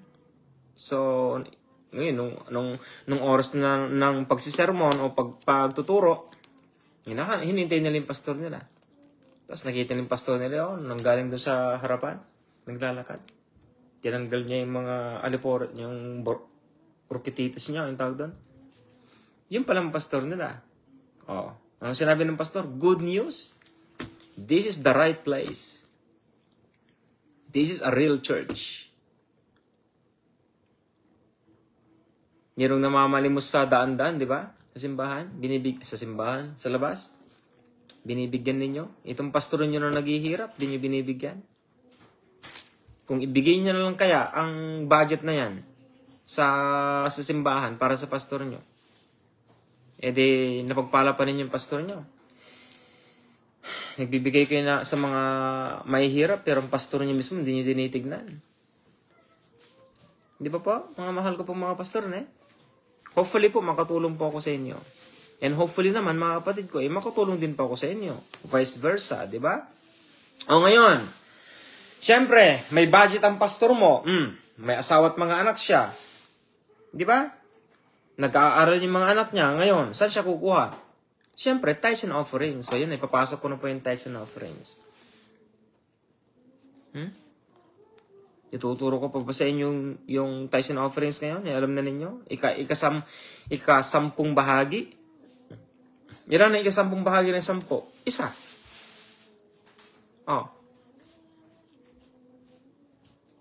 Kung 10 ang nakuha mong prutas, edi yung isa ibigay mo sa pastor mo o sa simbahan, siyempre kakainin na ng pastor mo yan. Lang naman, ibibenta pa niya, isa lang naman, di ba? No, kainin na niya. Di ba? Mahal kong kapatid. Yun yung sinasabi ko. Paano kapag kabigas, Brother James? Edi ibenta yan. Ibang usapan yan, di ba? Halimbawa, 10 kaban. 10 kaban, yung naani mo, pwede ba yun? Kalit naman. O sige, punta tayo sa maliit. Huwag naman sana, Lord. Dagdagan ko. Pwede ko pang dagdagan kapatid yan, mas maganda. Okay. Ipag-pray ninyo. Okay? 100 kaban. Wow! Hallelujah! Sa 1 hektarya. O yan. Di ba? O bahala na kayo sa pananampalataya na ninyo yun. Di ba? Sana, Lord, ganun sana. O, ilan ang kaban na ibibigay ninyo sa simbahan, hindi sa pastor mo, sa simbahan, kung 100 ang naani mo. Tanggal na yung expenses. O sige, ipasok natin yung expenses kasi masyadong malaki yun di ba? O, yan. Siguro yung expenses siguro sa 100 kaban, sabihin na nating 20, tanggalin mo na yun. O 80. O, bawasan pa natin, 30 na kaban. Expenses. O, yan. So, 70. So, ilan ngayon ang ika-10 bahagi ng 70 na sakong palay? Palay yan. 7. O, yun pong ibigay ninyo. Yan, 7. Kaya mo bang ibigay yun, kapatid ko? Hindi mo pag-aari yun. Pag-aari po ng Diyos yan. Yan ang isa sa mga ministeryo mo sa simbahan para sa pastor mo. Yung iba kasing mga pastor ganito kinukuha nila yung tithes. Sinong kumukuha? Asawa. Siya yung treasurer nila. Hindi pwede yun. Ito mga mahalong kapatid hindi mo pwedeng maging treasurer ang asawa mo. Kung meron pong treasurer na asawa kapatid ko, mag-ingat-ingat kayo. Tanggalin yung corruption yun kapatid ko. Mauubos yan. Yun ang nangyari sa kapa, di ba? Kung anong gusto ng pastor, kuha lang siya ng ganito, kuha ng ganun, kuha ng ganun. Bakit? Asawa niya treasurer niya Nababypass nila yung auditor di ba? Hindi dapat pwedeng humawak ng pera ang asawang pastor o relatives ng pastor. O yun, ang sarap ng pakinggan, Brother James. Mas safety yan. O safety talaga. Kasi stewardship po tayo Kingdom of God Malaki ang responsibilidad ng treasurer at saka auditor. Kumbaga magkakambal yung mga yan. Magkakambal yan kapatid ko. Mahirap mag-audit. Di ba? Pag treasurer, tanggap lang ng tanggap yan. Pero yung auditor, hindi. Nagko-compute yan. Nagko-compute. Kahit na benching ko yung kulang, dapat alam niyan, auditor. Di ba, mahal kong kapatid? Bigyan ko pa kayo. Dapat yung treasurer ninyo, kapatid ko, makinig po kayo sa akin. Dapat ang treasurer ninyo, at least 2. Hindi 3. Auditor yung isa. Yan.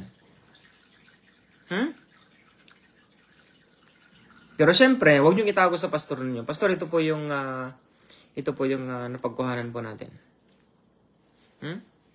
Pero syempre po, mga kapatid ko, syempre ako po ang pioneering dyan sa Pilipinas. Kausapin ninyo ako kapag magbibigay ko sa pastor. Kausapin ninyo ako. Ako pong magdidesisyon yan. Mga mahal ko pong kapatid. Kasi po, meron po kaming binibigay na ng subsidy sa pastor po natin dyan. Yan. Kasi kailangan po yun, kapatid ko. Hindi po kayo pwedeng mag-desisyon ng sarili ninyong pasya, mga kong kapatid. Ano? Kailangan po nating balansehin, mga mahal ko pong kapatid. Siyempre, hindi naman ipagdadamot yun. Pagka nagkataon po. Ano po? O, yan. Kasi, marami pa akong natutunan dyan, mga mahal ko pong kapatid. Malaki ang ministry po natin sa Two Gospel Ministry. Napakalaki po yan. Hindi po yan biro-biro. Kaya maging stewards po tayo. Steward po tayo. Amen po. Ayan. O, yan. So, yan. Kakusahin ko na po kayo, mga mahal ko pong kapatid. O, yun. So, syempre, hindi nyo pwedeng ibigay ang treasurer, ang tithes and offerings sa treasurer na kamag-anak ng pastor mo. Makukurap yan, kapatid ko. Dapat hindi mo kamag-anak. At saka meron dyan, merong tinawag dyan, mga mahal ko pong kapatid. Opo. Importante po yan eh. Kung ikaw nga pastor, anointed ka eh, tinawag ka ng Diyos dyan eh. Pagka tinawag ka pastor sa isang simbahan na yun, automatic na yun, may mga kapatid tayo na tinawag ang Diyos pang suporta sa ministry po sa mga gawain. Opo, meron po. Kailangan lang po natin silang makita at malaman kung sino sila at kung yung kakayahan nila. Kung ano ang kakayahan nila. Yan. Diba? Ang sarap po nun. Ang sarap-sarap po. Opo. May mga blessings po sa lahat ng mga nangyayari, mga mahal ko pong kapatid. Diba? Ganyan po yan. Maging good stewards po tayo. Hindi po basta-basta yan. So, ngayon, syempre, ikaw na kapatid sa pananampalataya, so, kung nag-aani ka ng, kasi ang sa Pilipinas kasi, kadalasan kasi, may mga kapatid tayong nagtatrabaho sa bukid, di ba? Oh, gaya po ng sabi ko, mahal kapatid, yan, tagalin ninyo yung gasolina, tagalin ninyo yung pinambayad ninyo sa mga nagtanim, o kaya nagsaka, o kaya, tsaka yung, siyempre, yung rice field, di ba? Tatanggalin yan eh. Lahat ng mga expenses na tanggalin ninyo. Mahal kong kapatid, ganyan ang business. Business po yan. Hindi nyo ba alam na business nyo yung pagsasaka po ninyo? Hindi lang po basta hanap buhay yan. Lalo pag meron kang 1 hektarya na taniman. Di ba po? Opo. Yan. Ang kailangan lang ng Panginoon si Kristo sa simbahan niya, 10%. Yung offering ninyo, yun yung worship mo sa Kanya. Kapatid ko. Yung ika po, yun yung batas sa simbahan. Simbahan yun, kapatid ko eh. Di ba? Pang-suporta yan. O ngayon, yung offering mo naman, ito naman yung pagsamba mo sa Diyos. So, anong offering mo? Halimbawa, so 70 halimbawa, 70 ang ani mo, o natanggal mo na expenses mo, halimbawa. Hindi ko po alam talaga eh. Kung minsan ba kalahati, sabihin na natin 70. Sige na po. Mali mo, gawin ng Diyos yun sa inyo. Di ba po, mga magsasakang mga kapatid sa pananampalataya. O yun. So, 30% tinanggal mo. So, 70%. O yun. 70 ang ani mo. Siyempre, 100 yan halimbawa. O, siyempre, tanggalin mo mga expenses, di ba? O yun. 70. Huwag na po kayong magalit kung di ko po alam. Ibaba ko po ng konti. O, sige, kalahati. O, Brother James, kalahati. Kasi mahal kasi mga abono eh. Di ba po? Ilang abono ang magagamit mo sa 1 hektarya? Kulang-kulang na 10? 6? Ganyan? Di ba? Kumisan nga kapag tinira pa yan ng mga insekto, maliban pa sa mga yun. Tama po? O, yun. O, sabihin na natin, o sige Lord, o 50% minimum. Ayan, 50%. So, yung 100 na ani mo, so yung 50% na yun, yung kalahati, expenses mo na. O, sige. Expenses mo na. O, ito, 50.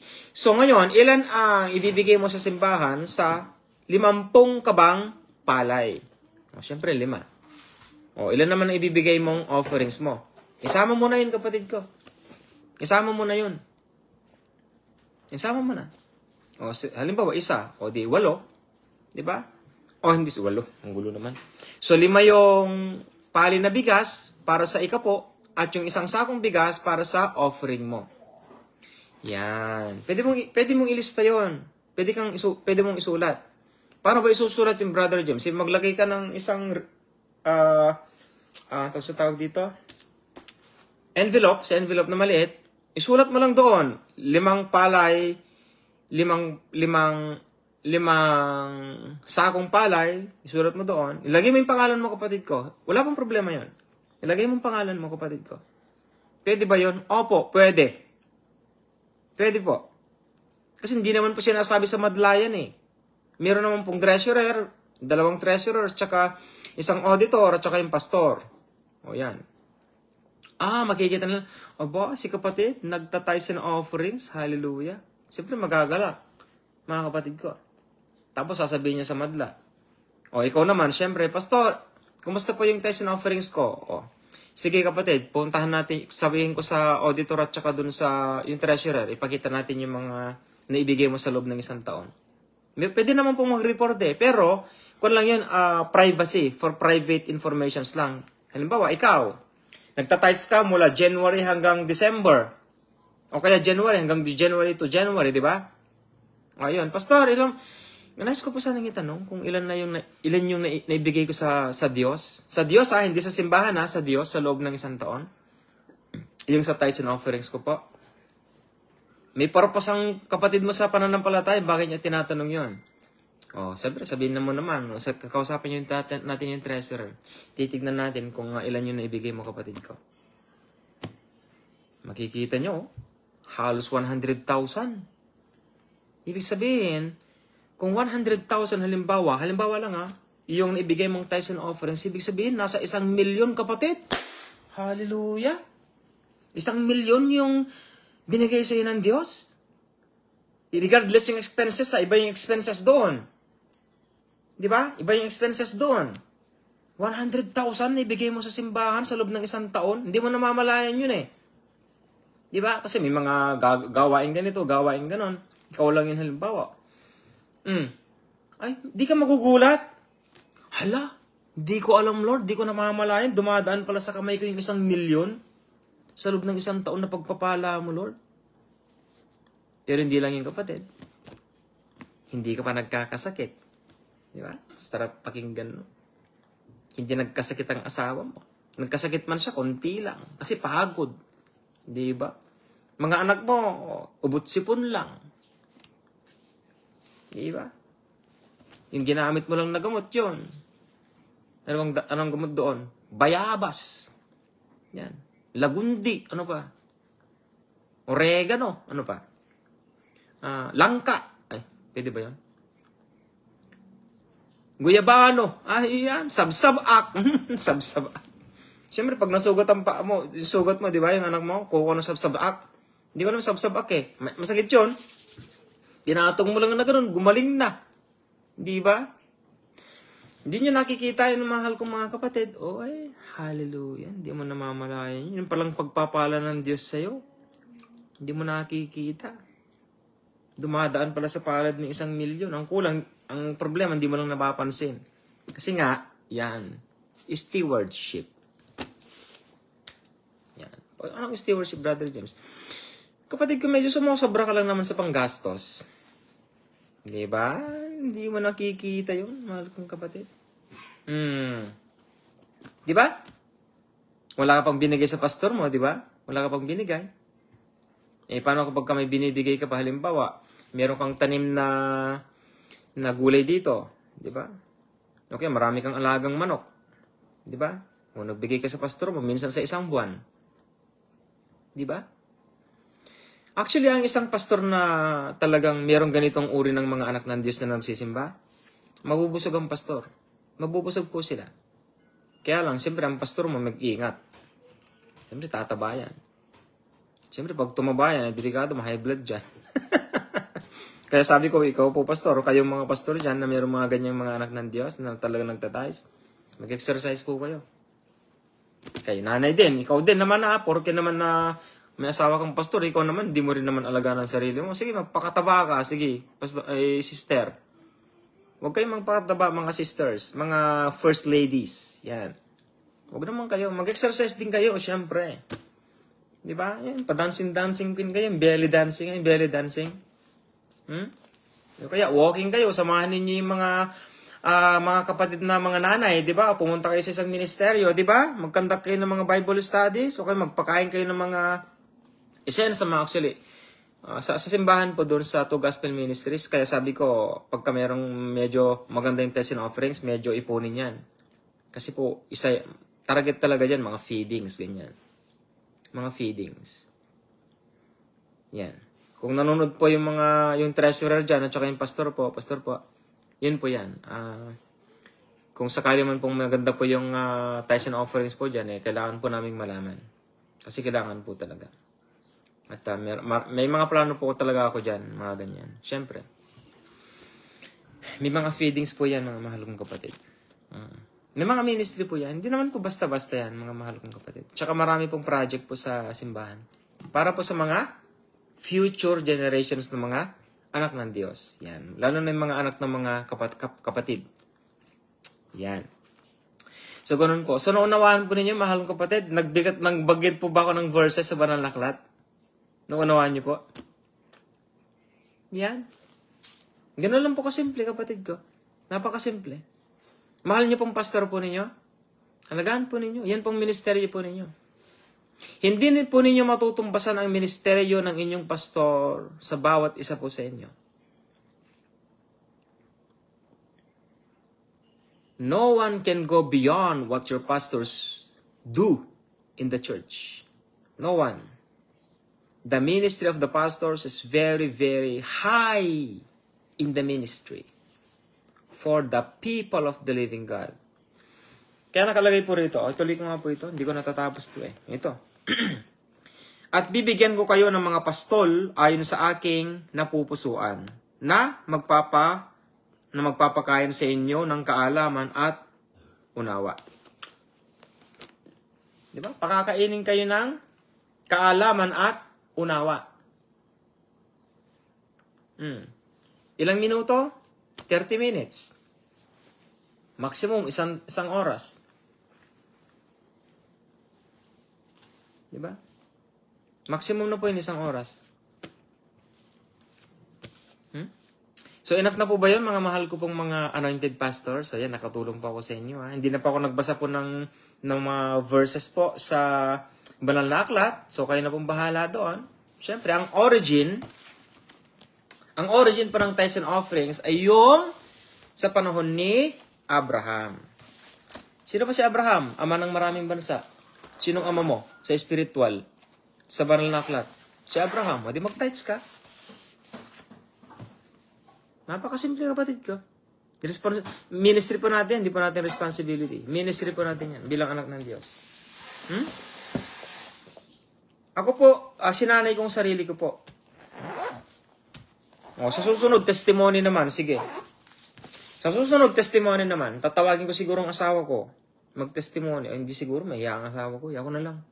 Ako na lang po magte-testimony. Kasi hindi nagawa ang asawa ko ng first fruits. Ako nagawa ko po eh. Nagawa ko po yung first fruits. Ayan, yung anak ko nagawa rin yan. Nagawa mo yung first fruits mo na anak ko na eh. Di ba? Nagawa ng anak ko yan, first fruits. May sideline kami. Naglilinis kami ng isang restaurant. Tapos yung buong sahod niyo, Daddy, ibigay ko po sa ministry. Nagugulat ako. Di ba? Anak ko yan, di ba? Kaya ito pa pala, isa pa, para hindi ko makalimutan. Ang tithes and offerings po, ituro po dapat yan sa mga anak. Habang bata pa lang. Ito, dadagdagan ko po ulit. Yung mga magulang ni Mrs. ko, hindi ko po tinataas. Actually, tinataas ko sila eh. Pwede mo naman pong itaas eh. Pwede mong itaas yung mga taong, hindi mo pwedeng itaas ang sarili mo.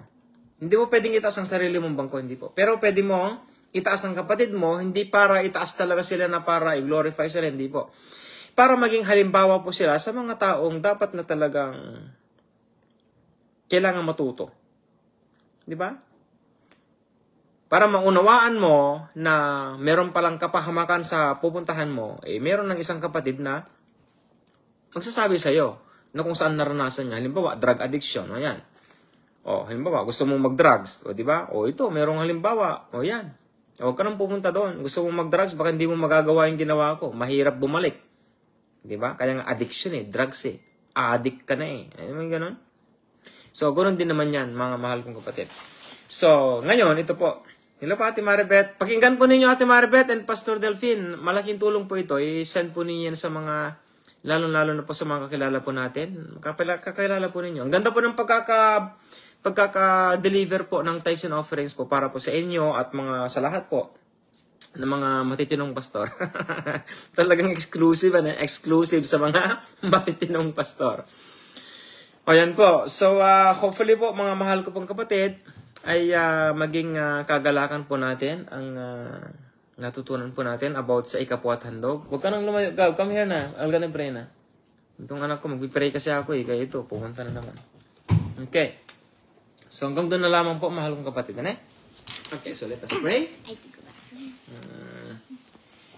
Our dear Father, Our dear Father, in heavens above, in heavens above, we are so grateful and thankful we are so grateful and thankful because we have a living God because we have a living God and we have a living Father and we have a living Father seated on the throne seated on the throne in the highest, in the highest, in Mount Zion, and Zion, in the side of the north. in the side of the north. Thank you so much, Lord God Father, Thank you, Lord God, Father, for this wonderful this ministry ministry you have given us, you have given us, and for giving us knowledge, us knowledge wisdom, and and understanding understanding to your words, for your words, for our benefits, for our benefits, especially to our especially pastors to our pastors around the world, around the world, and especially in the especially in the Philippines, Philippines, who are listening right now listening right now, concerning tithes concerning tithes, and offerings. nothings. We give you all the glory, our God Father, and Lord God Jesus Christ. Jesus Christ. Thank you so Thank much. you so much. Thank you very much, Thank you very much. Lord God Jesus Lord God Christ, Jesus Christ, for cleansing our for hearts, cleansing our hearts, purifying our purifying souls, our souls, bodies, bodies, and spirits. and spirits. Thank you so much Thank you so for much covering us with the covering us precious with the blood precious of our blood Lord of Jesus Lord Christ. Jesus Christ. Sorry, Lord, Sorry, Lord, and we repent on you and we repent on you for all the things for all the things that we have done we have against done you, against you, intentionally intentionally and not and intentionally. not intentionally. Our Father, Our Father, God Jesus Christ, God Jesus Christ, please, Lord, please, Lord, purify our purify hearts, our hearts, body, soul, and spirits. my son's spirits. In the name of the Father, and of the Son, and of the Holy Spirit, I pray, I pray, and we pray. and we pray. Amen. Amen. Say bye-bye. Oh yeah, bye everyone. Thank you so Mm-hmm. much. Bye. Alright. Kiss nga. Love you. Love you, Dad. Wait a sec. Was that the chocolate? There's one here. Go talaga. That's the only one left. So, shalom, my dear brothers and my dear sisters. So, nakaka-excite po talaga. Actually, talagang sinadya ko talaga na mag-live ng ganito para nakatulog kayo at paggising ninyo, panoorin po ninyo. Napakaganda po ng naibahagi po sa ikapuat handog. Mabibless po kayo, mga mahal ko pong mga matitinong pastor. Yan. Para sa inyo po talaga ito. Mga matitinong pastor. So, Sister Sheena, next time I'll be sharing tithes and offerings. But, yeah. I suppose, I think so. Yeah. Shalom, dears.